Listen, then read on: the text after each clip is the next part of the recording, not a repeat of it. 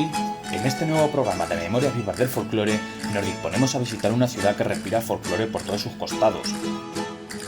Madridejos es un municipio con un enclave estratégico, al ser una zona de paso desde hace siglos, y eso ha generado que llegara a ser un gran punto de encuentro e información a través de la recopilación de datos de los viajeros que cruzaban camino a la capital y viceversa. En este pueblo nos encontramos con Pablo Gómez. Pablo es una persona que ama el folclore, se le puede percibir en la implicación de sus palabras, la dedicación que ha realizado durante tanto tiempo y el seguir trabajando en primera línea en nuestros días, ya sea sacando adelante una nueva sede para su grupo u organizando jornadas en tiempo récord. Hoy aprovechamos la presencia de su amiga Sagrario para conocer más sobre su historia, su grupo y los detalles de una vida en el folclore y la dedicación e interés como folclorista en nuestra federación.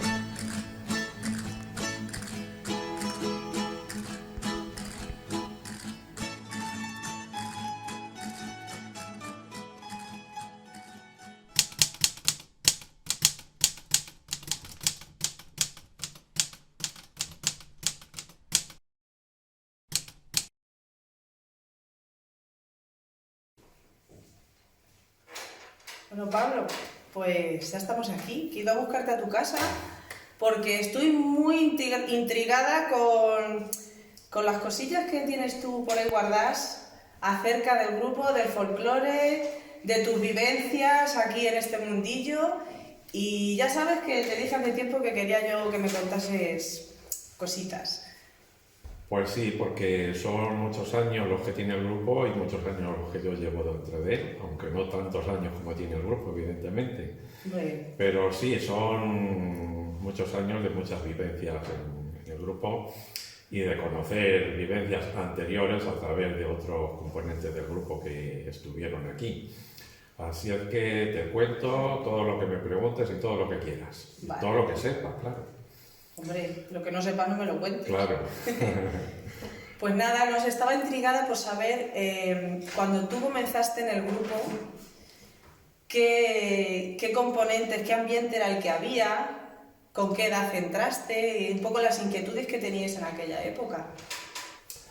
Pues, a ver, yo entré en el grupo en la primavera del año 76, sé que fue por Semana Santa, pero no recuerdo si fue antes o después de Semana Santa. Pero por aquel entonces estaba el grupo un tanto deficiente, tenía pocas parejas de baile y no sé cómo se enteró mi padre de que estaban buscando gente para el grupo, total que me lo dijo. Dice, ¿podías ir ahí? Dice que a mí me gusta eso. Y digo, bueno, pues voy. Luego ya una vez que estuve me enteré que habían estado en enero en Madrid, en el Teatro María Guerrero, habían estado actuando en la última concentración de grupos de la sección femenina que se hacía todos los años en Madrid, porque se hacían, cuando existía la sección femenina, había concursos provinciales y los finalistas de cada provincia iban luego a Madrid a hacer una macroactuación que duraba varios días. En esta ocasión creo que fue en el Teatro María Guerrero y estuvieron 3 días allí en Madrid. Por aquel entonces estuvo presenciando el festival el director del Festival Internacional del Folclore del Mediterráneo de Murcia, un tal Carlos Valcárcel, que era periodista, y le gustó la actuación que hizo el grupo de Madridejos. Y entonces allí mismo les propuso de ir a participar en el Festival de Murcia. Y claro, pues no dijeron que no, dijeron que sí, que estaban dispuestos. Pero el grupo estaba un poco deficiente, como te he dicho antes, por entonces, y querían aumentar el... ¿Entonces solamente había chicas o ya también había...? No, ya había chicos, había chicos. A ver, los chicos se incorporan al grupo a finales de los años 60 o 70, a principios de los 70, por entonces es cuando el grupo empieza a ser mixto. Pero por diversas circunstancias, unos por trabajo, otros por otra cosa, se habían ido yendo y había pocas parejas. Entonces, cuando yo empecé a ir, ya había chicas aprendiendo. Yo era el único chico, pues me recibieron con los brazos abiertos. Luego fueron algunos más. Pero cuando llegó a asistir al Festival del Mediterráneo, pues solamente fui yo, porque era el mayor y era el que más compaginaba con las chicas y chicos que había por aquel entonces en el grupo. Y fue una época entrañable. Además, cuando fuimos a Murcia, era la primera vez que el grupo participaba en un festival internacional, con lo cual, pues eso fue no va más. Que luego, esa fue la primera vez. ¿Habéis participado más veces en el festival este de Murcia? Sí, claro. Bueno, desde entonces hasta ahora no, sabes que el año pasado estuvimos... Sí, bueno, el año pasado sí. Pero desde entonces hasta ahora, pues no. En ese festival concretamente no, pero sí que hemos estado en más festivales internacionales. Por ejemplo, el de Gijón, pues eso fue una maravilla. Y ahí estuvimos 2 veces. En ese. El internacional de Burgos, pues fue otro que no le tenía nada que envidiar al Festival de Murcia. Y otro que era, bueno, nacional en Palma de Gran Canaria, ese fue también precioso, fue también una maravilla. Ese era nacional nada más, pero sí que hemos actuado en festivales de mucho renombre. Bueno, entonces dices que entraste porque tu padre te padre pinchó ahí un poquito para que venga. Sí, fue el que porque le gustaba a él y dije yo, pues bueno, pues voy a probar y probé y me gustó. ¿Te gustó a ti también? Sí. ¿Y te tiraste por el baile? Y me tiré por el baile. Y luego, ¿cómo me quedé yo de presidente? A lo mejor te intriga. Pues lo más que más... Y sobre todo para habernos aguantado tantos años, que llevas ya, ¿cuántos años llevas de presidente? Pues llevo desde el año 80 hasta la actualidad. Yo desde que llevo aquí te llevo conociendo el presidente, no conocí otro. 20 del siglo pasado y 23 de este, pues 43. Y 5 más que estuve de pinche, como aquel que dice, 48 con este ya. 48 años de presidente. Estoy. Pues sucedió que en el año 80, por diversas circunstancias, también el grupo pegó un bajón enorme. Tanto chicos como chicas se fueron, unos porque se casaron y no querían volver, otros que porque les había salido trabajo fuera y tampoco podían. El caso es que el grupo, de ser yo el último soldado de la compañía, el último, pasé a ser el primero, porque todos los de mi generación se fueron. Y me quedé yo con un grupo de chicas más jóvenes que yo, que entonces eran aprendices, y yo era el más veterano. Con lo cual todo apuntaba a que yo dirigiera el grupo. Y los músicos que eran mayores que yo y llevaban más tiempo que yo, cada uno trabajaba fuera de su casa. Yo trabajaba en mi casa en aquel momento y yo estaba al lado del teléfono todo el día, y por aquel entonces pues tener un teléfono a tu lado todo el día pues era un privilegio. Sí. Ahora ya no lo es. Ya lo tenemos todos en el bolsillo. Pues entonces, pues debido a eso, pues todo apuntaba a que yo me hiciera cargo del grupo y sí, lo acepté, pero con reparo, porque yo dije, digo, madre mía, ¿y qué hago yo aquí ahora? Con nada más que 5 años de experiencia, que yo no sabía nada de todo esto. Y bueno, pues ¿cómo empecé a dirigirlo? Pues lo primero que hice fue buscar a gente de más experiencia que yo. Estuve en Alcázar hablando con Moreno, que desde entonces tengo una excelente relación con él. Él llevaba de presidente más tiempo en su grupo y me contó pues cómo funcionaban, lo que hacían. Estuve también en Campo de Cristana hablando con Pedro Quirós, que también era más antiguo que yo. Estuve también en Romeral hablando con Sigfredo, que también llevaba dirigiendo el grupo más tiempo que yo. Y así un poco me pusieron en situación de qué hacer y cómo dirigir el grupo. Y a poco de estar yo de presidente fue cuando ya a través del grupo de Puebla de Montalbán fueron los que me aconsejaron también que hiciésemos unos estatutos y nos legalizásemos, porque ya en tiempos democráticos eso ya era fundamental, era necesario, y entonces yo le propuse al grupo legalizarlo, hacer unos estatutos, que por cierto los copiamos del grupo de Puebla de Montalbán, que los tenían ya antes que nosotros. Entonces no hicimos nada más que modificar los datos, adaptarlos a nosotros y legalizar el grupo, crear una junta directiva, que entonces pues no existía. En el grupo era pues un grupo de amigos, donde todos mandaban. Sí que había uno que hacía cabeza, pero...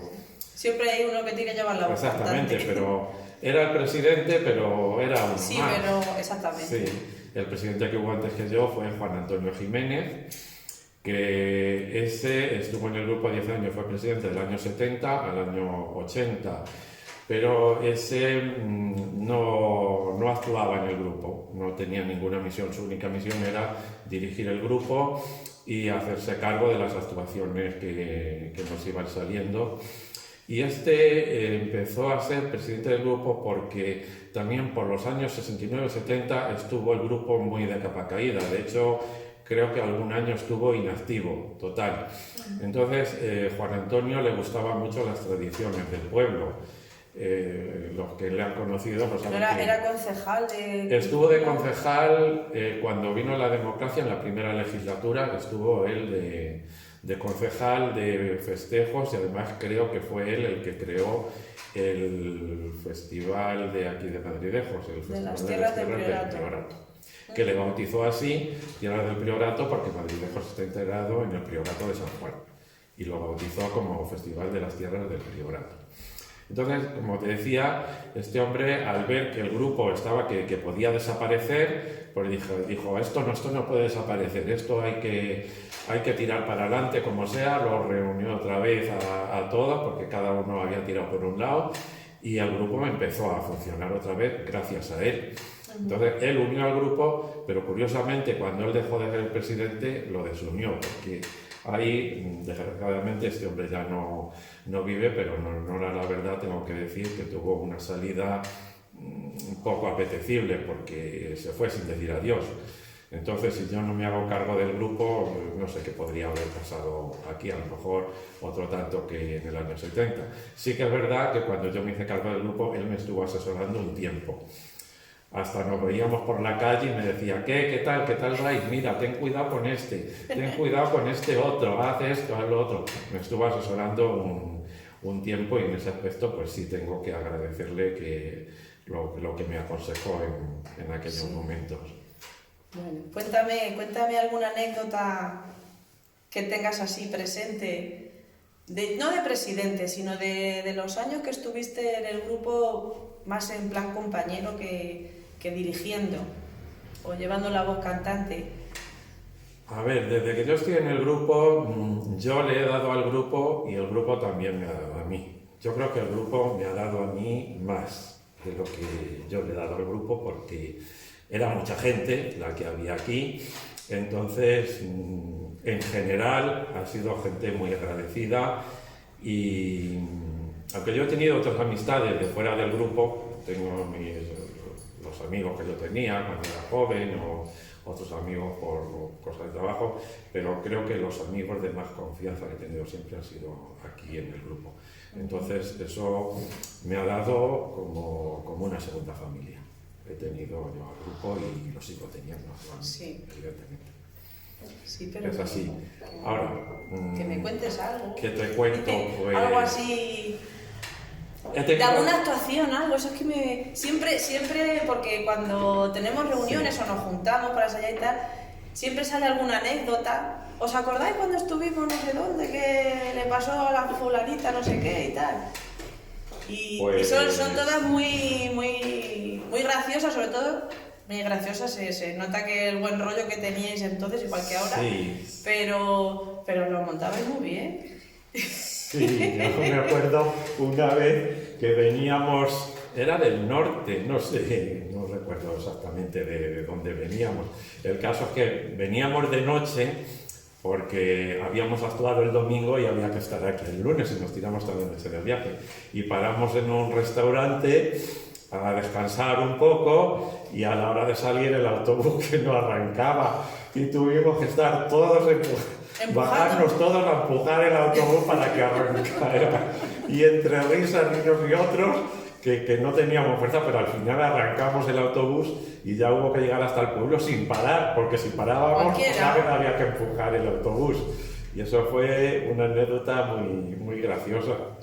Sí. Bueno, pues quizá hay muchas más, pero no sé, ahora mismo es lo que se me ha venido. Bueno. Mira, esa no la había oído yo, he oído también algunas, pero esa no la había oído yo. Pues también me contaron los del grupo de antes que una vez fueron a actuar, creo que fue a Consuegra, no sé si a Consuegra Horda, de aquí, iban en una furgoneta y se les paró por mitad del camino y también tuvieron que bajarse a empujar la furgoneta porque no arrancaba. O sea que digamos que ya es la segunda vez que pasa esto. Sí. Y también otra anécdota de antes que me reí mucho cuando me la contaron, cuando estuve investigando el pasado del grupo. Pues una vez cuando fueron a Toledo, cuando vino Eva Perón aquí a España, los llevaron en una furgoneta de la policía. Y estas furgonetas no tenían ventanillas, no tenían cristales. Y fueron vestidas de aquí del pueblo las chicas. Y una no llevaba bien puesta la pañueleta y se la llevó el aire. Bueno, pues mira, de esto, aquí al principio, a los inicios del grupo, ¿qué es lo que sabes? Porque yo me he leído tu libro, que escribiste cuando hicimos el 75 aniversario, que es cierto que desde la época que dices que empezaste se ve más información, más detalle.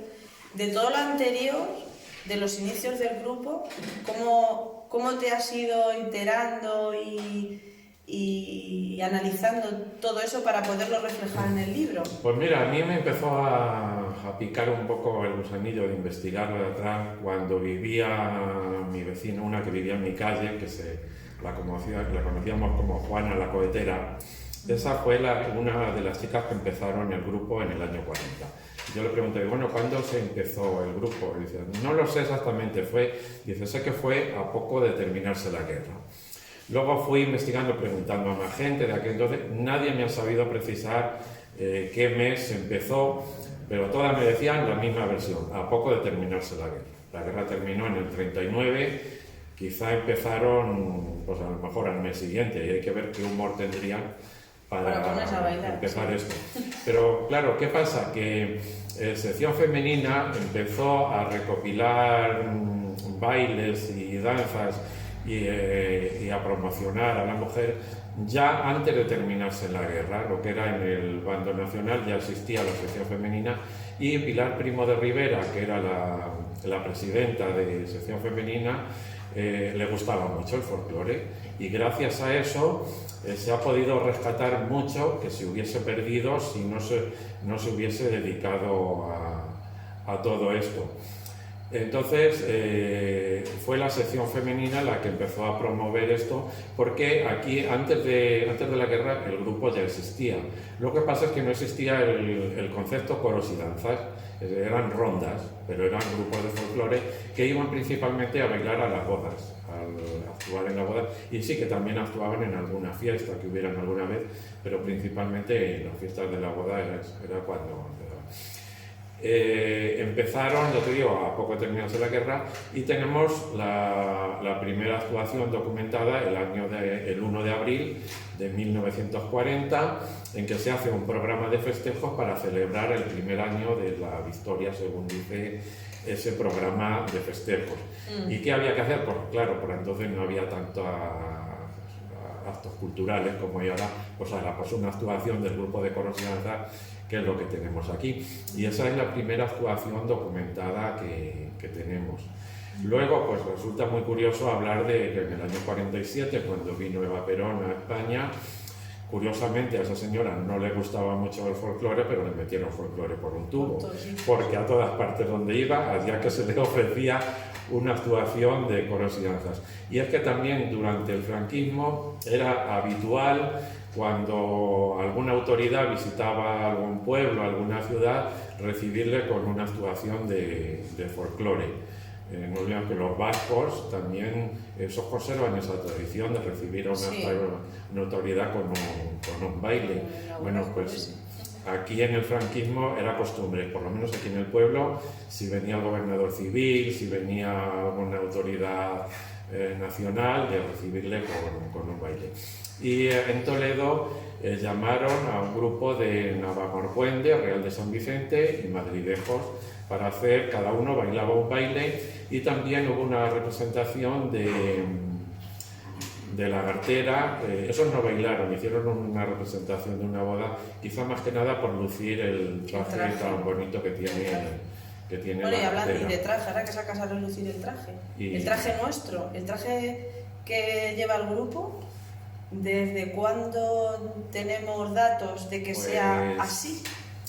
El traje es del siglo XIX, mayoritariamente, y es un traje un poco de lujo, aunque bien es verdad que la gente más humilde llevaba trajes más sencillos, pero llevar refajos bordados, por ejemplo, mandiles bordados, eso era de gente más poderosa. Es lo que nosotros utilizamos ahora porque es más vistoso. Nosotras llevar un refajo Claro, pero bordado, entonces también los trajes que llevarían en las actuaciones también era por eso, porque era una puesta en escena de alguna manera. Claro, yo no concibo, no me entra en mi cabeza que la gente aunque fuese para salir de paseo, todo el mundo pudiese poner un refajo del bordado que llevamos, las toquillas de pelo de cabra y el mandil de rechilier. No, eso evidentemente en el siglo XIX lo tenía quien lo tenía.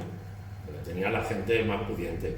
La gente más humilde, pues a lo mejor tenía refajos lisos o como mucho pintados y mandiles con una puntilla normal y corriente y ya. Aquí se ha copiado lo más poderoso, igual que también en el traje de los hombres también se utilizaban trajes de astracán, trajes de paña lisa. Sin embargo, había gente, la gente más humilde, pues no tenía ni para un traje, un pantalón de paña y una blusa, una camisa y... Con lo cual deduzco que todo el que entraba también a bailar, pues de alguna manera tenía que hacer un desembolso también importante para hacerse el traje regional. Pero cuando el grupo empezó, por ejemplo, a mí me resultó curioso cuando me contaron de que cuando yo les pregunté cómo iban vestidas las chicas, pues mira, llevaban trajes de su vecina, de su tía, de su prima, o sea, cada prenda era de una familia diferente. Porque claro, entonces no había dinero para comprarse nada. Y también era raro la familia que tuviera una chica que la pudiera vestir de pies a cabeza con todo sin que le faltase de nada. Entonces ninguna chica iba vestida con lo suyo. Todas llevaban vestimenta de 3 o 4 familias diferentes. Prestado. Todo era prestado. Luego ya con el tiempo pues se fue haciendo propio. Cuando yo entré en el grupo los trajes ya eran en propiedad, aunque todavía algunas llevaban alguna prenda prestada, algunas de las chicas. Los chicos no, como el traje era más sencillo, pues resultaba fácil hacernos... algunas todavía nos seguimos prestando cosas. hacernos el traje. Pero bueno, ahora sí, los préstamos que se hacen ahora son un poco de necesidad, déjamelo hasta que yo tenga el mío, hasta que yo me lo haga, claro, ahora es diferente. Y una pregunta que tengo, que yo he visto el vídeo, porque bueno, lo hemos sacado muchas veces, de esta actuación que has hecho referencia en la plaza del Ayuntamiento de Toledo, cuando visitó Eva Perón España, que el baile que grabó el Nodo, no sé si se interpretaría alguna pieza más. Fueron las seguidillas de Madridejos. Creo que fueron las seguidillas y la Jota, me dijeron, sí. ¿Qué otros bailes tenemos aquí? Pero lo que sale... Autóctonos de Madridejos. Sí, lo que sale en el Nodo precisamente son las seguidillas. Es lo que sale en el Nodo. Y nosotros, lo que es la parte que se una más que un instante y encima es sin música. Lo que nosotros hacemos es exactamente igual. Aunque han llegado hasta la actualidad 2 versiones de las seguidillas de Madridejos. Las 2 porque no pueden ser perfectamente válidas. En otros pueblos hay también así bailes con 2 versiones, incluso 2 versiones musicales. En este caso la versión musical es sola. Pero claro, las cosas evolucionan y lo que va de padres a hijos sin que haya nada escrito se deforman o se cambian. Y no olvidemos que las seguidillas no sabemos los años que tienen, ni sabemos de cuándo procede, pero pueden tener varios siglos Tienes aquí algunos de antigüedad. Libros que conservas, de gente importante del folclore que has conocido. Sí, ¿verdad? Además, pues esto, el estar aquí en el grupo de Coros y Danza me ha dado a conocer a gente relevante del mundo del folclore, porque yo conocí a Arcadio Larrea, que era un folclorista, era muy mayor cuando lo conocí en los años 80. Conocí a Marinieves Beltrán, que era la directora de la sección femenina de Toledo, y editó el libro este que tenemos aquí, que es una recopilación de folclore de toda la provincia de Toledo. Y ahí en ese libro están la jota, la rondeña y la seguidilla de Madridejos. Pero también tenemos fandango. También tenemos fandango de Madridejos. Tenemos fandango, pero no lo recogió en ese libro, no está recogido. Sí, no hace alusión a fechas concretas desde cuándo, pero la seguidilla sí que leí por ahí que tenía... Varios siglos, es que no hay quien lo sepa, es que eso ni lo sabe ella, ni quien la informara a ella se lo supo decir tampoco. Lo que hay que decir también del fandango de Madridejos es que quizás sea el único fandango de tres. Yo es el único fandango de tres que conozco en La Mancha. Fandango de tres, es decir, que se bailan de tres en personas. Tres. Normalmente es un hombre con dos mujeres, aunque se puede hacer viceversa también, pero lo normal en un fandango de tres es de un hombre con dos mujeres. Eso existe mucho en Andalucía y también en Murcia, pero aquí en La Mancha yo creo que el nuestro es el único. ¿Por qué es el único? ¿Por qué se hace de esa manera? Pues mira, no sabemos, porque Madridejos era una tierra de paso, porque por aquí por Madridejos, igual que ahora pasa la autovía de Andalucía, pues antes pasaba el Camino Real de Andalucía, que fue por donde vino Carlos IV cuando pernoctó aquí en Madridejos. Venía por el Camino Real de Andalucía y paró un día a descansar aquí en Madridejos. Y luego por otro lado pues también tenemos ahora la autovía de los Viñedos, que antes era el camino de Toledo. Aquí se conoce, bueno, todavía hay aquí un camino que se llama Camino Toledo, la calle Toledo, y era el camino que iba de Toledo a Albacete. Entonces aquí había varias ventas de caminos. Un cruce de caminos, evidentemente, por eso hicimos una actuación que se llamaba un cruce de caminos.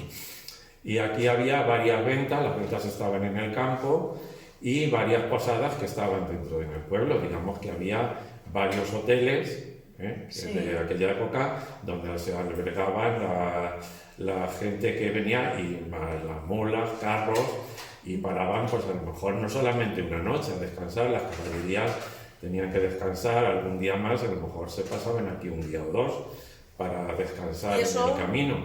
¿Y qué pasa? Evidentemente, por las noches se organizaban bailes en esas ventas. No solamente tocaban y bailaban la gente que iba de camino, sino que gente de aquí del pueblo también acudía allí. Es posible que alguien trajera esa música y esos bailes de otras tierras y aquí se quedaran. No lo sabemos. Pero aquí puede que tengamos influencia de otros sitios al ser un cruce de caminos, como siempre hemos dicho. Ese es un poco el privilegio que hemos tenido al estar en el centro de La Mancha, porque no olvidemos que Madridejos también es el centro de España. El centro de España se encuentra aquí en Madridejos, precisamente. Bueno, estamos aquí en nuestra sede, aquí con todos estos obsequios, recuerdos de actuaciones. Que son unos pocos nada más. Sí, porque hay muchos guardados que no se pueden exponer, pero la idea de la sede, porque esto es algo que no todos los grupos tienen, hay muy poquitos, según tengo yo entendido, que tengan una sede propia, suya, que pueden decir que es suya. ¿Y de qué manera surgió la idea de esta necesidad de tener una sede propia para el grupo? Pues sí, eso también tiene una historia curiosa. Tiene una historia curiosa. Esto nos remontamos al año 74, puede ser, no sé exactamente qué año fue. El grupo de coros y danzas tuvo una disputa con el ayuntamiento, con el alcalde concretamente. Porque anteriormente ensayaron en varios sitios. Por aquel entonces estaban ensayando en el ayuntamiento, aunque también ensayaron en algunos otros locales en propiedad del ayuntamiento, pero por aquel entonces ensayaban en el salón de actos del ayuntamiento. Tuvieron una disputa con el alcalde, entonces el alcalde los echó a la calle. Y al verse sin local para ensayar, acudieron al párroco de Madridejos, que entonces tenía un salón al lado de la iglesia, y le pidieron si podían ensayar allí, y el párroco les dijo que sí, que sin problema, que podían ensayar allí. Pero que allí estuvimos bastante tiempo, estuvimos desde entonces, desde el año 74, 75 hasta el 95, o sea, 20 años estuvo el grupo ensayando allí. Pues yo me acuerdo ya de Sí. cuando empecé yo de empezar ensayando allí en los En- salones parroquiales. En el año no, pues entonces entrarías antes del 96, porque Bueno, entré en el 92. pues entonces, claro, evidentemente que fuiste allí. Y no nos pusieron pegas en ningún momento, pero sí que es verdad que ese salón se utilizaba para hacer cursillos de Otras cosas de la cosas, iglesia, exposiciones, y de vez en cuando pues nos quedábamos sin local, porque, oye, que esta semana no podéis venir porque hay un cursillo de tal cosa, que ahora no podéis venir porque hay una exposición de esto otro, De lo que y nos fuera. quedábamos sin local para ensayar. Entonces íbamos teniendo cada vez más obsequios que nos iban dando, cada vez más cosas que estaban guardadas en las casas nuestras, y sentimos la necesidad de tener un local propio, así que nos liamos la manta a la cabeza y dijimos que a ahorrar dinero, comprar un terreno y hacernos un local. Por aquel entonces estábamos montando un chiringuito en la feria que nos daba mucho dinero. Teníamos que trabajar, trabajábamos mucho, nos dividíamos todos los días de la feria en turnos, todo el grupo entraba un día entero de turno para trabajar ahí, y precisamente el dinero que nos daba ese chiringuito fue el que nos dio para hacer esta sede que tenemos ahora. Sí que pasamos muchos apuros al principio. Sí, no yo teníamos- recuerdo teníamos de que estuvimos un tiempo pagando también Evidentemente cuotas. hubo que poner una cuota porque todo el dinero que por entonces se ganaba también bastante en las actuaciones, más que ahora, hay que decirlo, pero conforme iba entrando el dinero iba saliendo, porque esto costó muchísimo dinero en aquella época. Pero ahora pues todos nos damos por contentos, todos los que vivimos aquello hicimos unos sacrificios, pero lo estamos disfrutando ahora todos, y gracias a eso sabes que en la actuación de Navidad aquí podemos ensayar Sí, bueno, y cualquier de cosa. lunes a domingo sin problemas de Y horario. cualquier cosa, no ningún tipo, depender de espacio público que, Claro. como dices, si tienen otra actividad, pues te quedas sin ensayar, Claro. o sin hacer nada. Y aquí, pues la libertad que tienes de Claro. que entras y sales cuando quieres sin dar explicaciones a nadie. Contra la libertad, así que esto es la casa de todos. Bueno, y ahora quiero que me cuentes un poquito de la federación, porque ya que esto es para la federación, Pues sí, promovido para por la federación. federación, tú has estado en la junta directiva, bueno, eres uno de los fundadores Sí, de la Federación Castellano-Manchega, estuviste en la junta directiva 23 años, 23 años. como exactamente. tesorero, siempre el mismo cargo, tesorero. Siempre el mismo cargo. Eso es que se te da bien manejar Sí, cuartos. sí, sí. Pero Pues- cuéntame quién os reunisteis en aquel momento y os surge la idea de crear una federación a nivel Te regional. cuento, nosotros empezamos a formar parte de la Federación Nacional en el año 83, quiero recordar. Y de los grupos que estábamos en la Federación Nacional empezó a surgir la idea de hacer una federación regional, porque a nivel provincial y regional teníamos unos problemas que eran diferentes a los que tenía la Federación Nacional. Máxime teniendo en cuenta que lo que es este tema cultural enseguida se transfirió a la región. Cuando se crearon las autonomías, enseguida el gobierno nacional empezó a transferir competencias a los gobiernos regionales. Entonces esto ya estaba transferido, con lo cual todo lo que hubiera que hacer a nivel del Estado, a nivel de gobierno, había que dirigirse a los gobiernos regionales y provinciales. Y empezó a surgir esa idea de hacer una federación regional. Estuvimos unos años ahí que sí, que no, que unos querían, que otros no querían, hasta que ya por fin nos juntamos 10 grupos en Puerto Llano. Fue la primera reunión que tuvimos y fue una reunión en exclusiva para decidir si se hacía o no se hacía la federación regional. Allí se decidió por unanimidad que sí se hacía, y meses después se firmaba el acta de constitución de la federación en Tomelloso, porque decidimos juntarnos cada vez en un sitio distinto. Y allí es donde se firmó el acta de constitución, que se copiaron los estatutos de la Federación Extremeña que nos llevaba a la delantera. Esa federación estaba funcionando desde hace más tiempo. Entonces, igual que nosotros, se copiaron todos los estatutos y se adaptó a a las necesidades de... Sí, que en la actualidad se siguen adaptando porque Sí. van surgiendo cosas, hay que irlo... Y se eligió para aquel entonces el presidente a Cesario, el de Puebla de Montalbán. A mí de tesorero, no sé por qué, yo cuando pregunté que por qué iba a ser tesorero, me dio la risa y me dice, porque te gastas menos que los raíles del tren. Eso me resultó curioso. Y sé que a lo mejor yo tengo fama de roñoso por todas partes, pero a mí me gusta gastar el dinero en las cosas que son necesarias, no me gusta gastarlo en cosas superfluas. Y pues quizás por eso a lo mejor tengo fama de roñoso, pero no es que sea roñoso, a mí me gusta gastar el dinero, pero bien gastado. Como se gastó aquí en la sede, es un dinero, cuesta un sacrificio, pero está bien gastado porque se disfruta. Y así todo. Bueno, pues luego ya en estos 23 años que yo estaba en la Junta, pues mira, he tenido de todo, pero bueno, también me ha dado más bueno que malo, porque los que estábamos en la Junta pues éramos unos amigos de mucha confianza, donde las reuniones siempre eran presenciales, no como ahora que se hacen virtuales. Y en el año 2000 hubo también hubo un conflicto. No voy a dar nombres aquí ahora, pero hubo un conflicto donde se creó un vacío de poder aquí en la federación y a punto estuvo la federación de partirse en dos. De hecho, conmigo querían contar en los dos bandos y yo dije que eso no podía ser.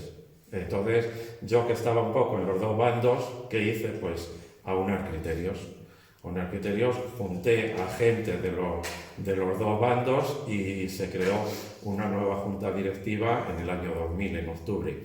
Porque ese vacío se creó, ahora no sé si fue ahora en abril del año 2000, y en octubre de ese mismo año salió elegido presidente Jesús Moreno, Prieto Melloso, además por unanimidad, no tuvo ningún voto en contra.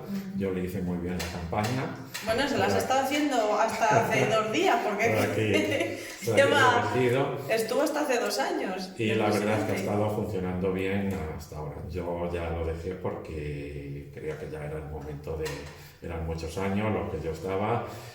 Yo hacía antes las cuentas a lápiz, como era mi costumbre, y ahora no, hay que hacerlo por ordenador, y bueno, ya no por ordenador, por el móvil, se hace todo. Y yo ahí reconozco que soy uno de los analfabetos actuales. Anteriormente analfabeto era el que no sabía leer y escribir, ahora un analfabeto es el que no sabe manejar el móvil. Un ordenador. Y yo soy uno de esos. Pues sí, y pues, este año hemos tenido aquí en Maridejo las jornadas regionales de folclore. Así... casi sin comerlo ni beberlo, un poco por sorpresa, con 1 mes y medio de antelación, pero yo ha salido. Cuando me lo dijiste por teléfono casi me caigo de culo, vamos. Que estaba yo tan a gusto en la playa tomando el sol y me dio un frío que no veas. Cuando me diste la noticia. Pues sí, es verdad que me eché las manos a la cabeza y digo, bueno, pero ¿qué vamos a hacer aquí? Porque nunca se habían hecho en un pueblo tan pequeño.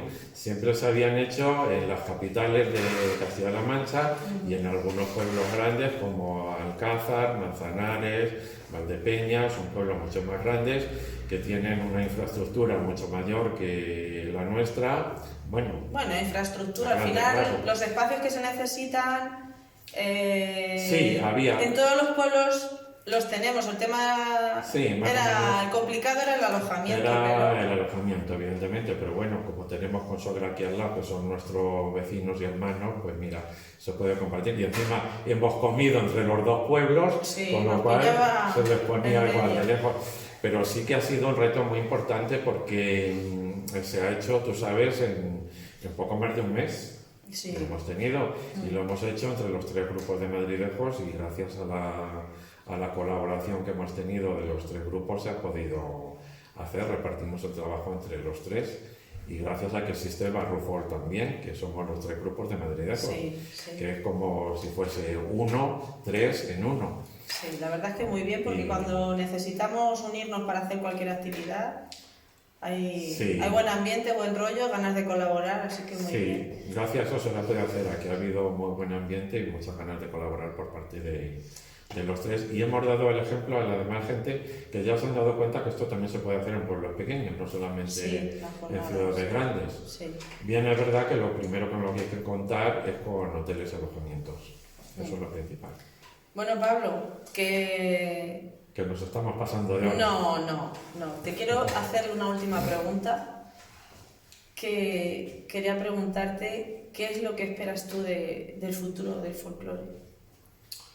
Ay, yo quiero que el grupo llegue a cumplir los 100 años. Estamos en el año 83, quedan 17 años para el siglo. Y yo quisiera, aunque las cosas van estando cada vez más difíciles, y tú lo sabes, porque ahora se incorporan críos al grupo y duran menos que antes. Antes entraba un grupo de chicos y se iban, pero siempre quedaban. Pero ahora fíjate, cuando la pandemia se nos han ido todos. Bueno, creo que lo de la pandemia está marcado un antes y un después. Ha sido, sí, evidentemente. Pero... Y esto es un mal general que afecta a todos los grupos, no solamente a nosotros. Sí. Entonces, ahora para incorporarse al grupo hay que tener más fuerza de voluntad que antes y sentir un poco lo que es el grupo. Yo, por ejemplo, enseguida sentí la satisfacción de estar en un grupo de los más antiguos. Bueno, yo creo que es el más antiguo de Castilla-La Mancha. Los demás grupos se fundaron después.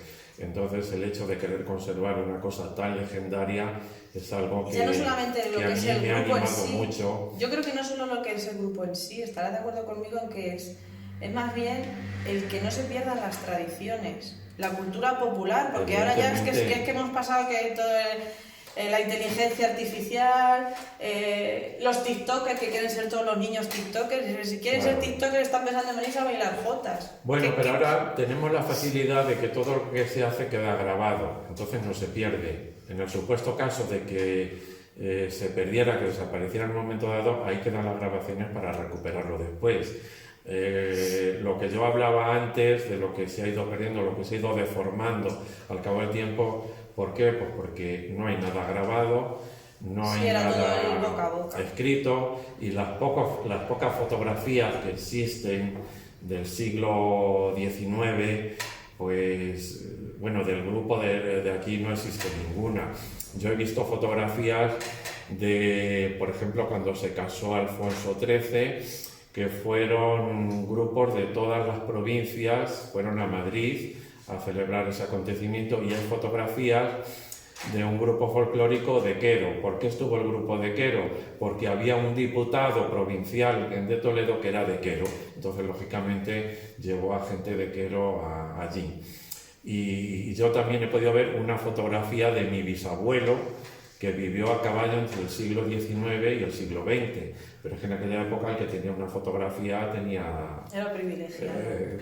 Tenía bueno, un pues mundo, ahora lo vamos ¿sabes? a dejar todo muy bien recogidito, bien documentado. Evidentemente. Y si te parece, nos vamos a comer un trocito de tarta, que para eso hacemos el 83 aniversario. Pues mira, que si lo hacemos a posta no sale. Que hoy 1 de abril el grupo cumple 83 años. Y esta gente que venían a grabarnos me propusieron hacerlo. Cuando ya les había dicho que sí, digo, anda, pero si es el 1 de abril, que es cuando el grupo cumple los años. Que claro, lo tenemos como referencia el 1 de abril. Evidentemente, para poder actuar el 1 de abril tuvieron que empezar antes. Sí, ¿cuándo? No lo sabemos. Como el 1 de abril está documentado, pues el 1 de abril es la fecha en que el grupo cumple siempre los años. Pues nada. Así que nos comemos la tarta y algunas torrijas, que para eso estamos en víspera de Semana Santa. Muy bien. Venga, vamos. Bueno, pues vamos a ello.